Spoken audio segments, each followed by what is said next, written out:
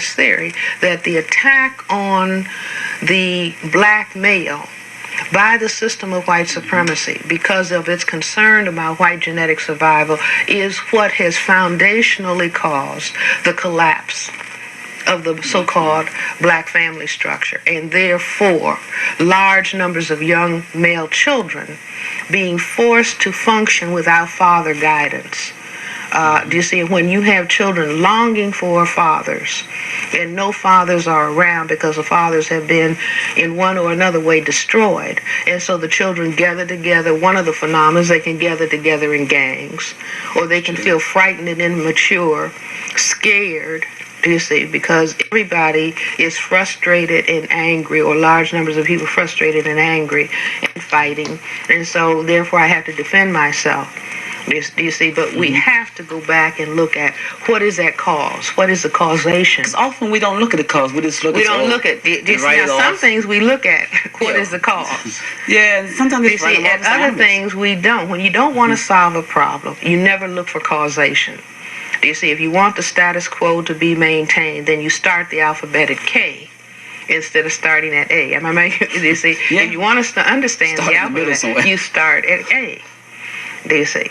But if you want to pretend as though you are addressing the problem. You know, that just reminds me, a few years ago, this thing with David Kennedy down in Florida. You know, he died from an overdose of drug, and they had all the studies of why David didn't have his father there, and didn't feel his father's love oozing through his hand. Well, by the same token, how many black kids who don't have fathers too, and they don't do no study on them at all? Do you see, if anybody just looked at the issue, what does a male child feel?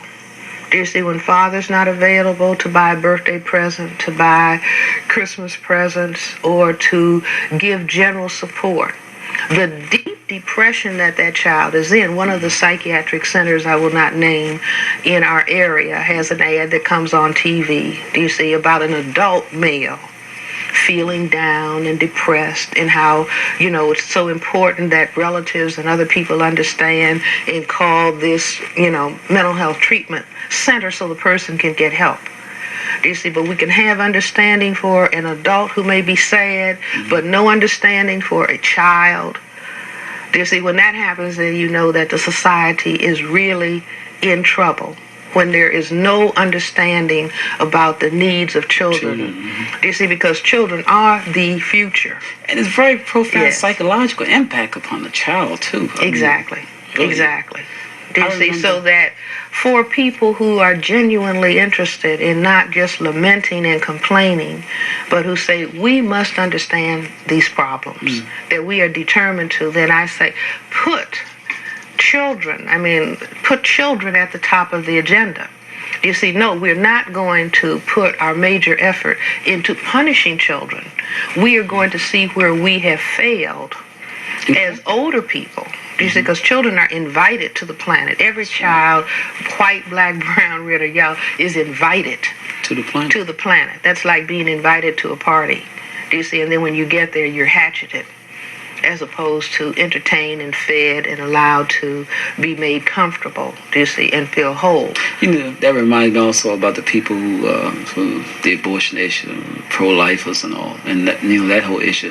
So concerned about, you know, children that are yet unborn, but don't seem to be so concerned. But the ones who are already here, you allow them to be homeless or to starve. There's a contradiction. Yeah. And I don't need to say any more. And no more needs to be said about that. I want to ask you also about your position on the chessboard. Oh, the concept of the chessboard. Okay. Yes. I'm not a chess player, but, you know, I read about chess and understand the concept in the game, and I say that anyone who is interested in understanding the issue of racism, white supremacy, should understand the concept of the chessboard. Because when people sit down, I mean, they have chess tournaments, international chess tournaments, international chess tournaments, and people play chess without hating their opponent. You see, but for a given game, somebody is playing the white side of the chessboard and the other party is playing the black side of the chessboard. White always moves first, so that would be analogous to white supremacy or the domination of people of color that would be on the black side of the chessboard. Now, black people heretofore have been saying, please stop, don't do this, don't do that.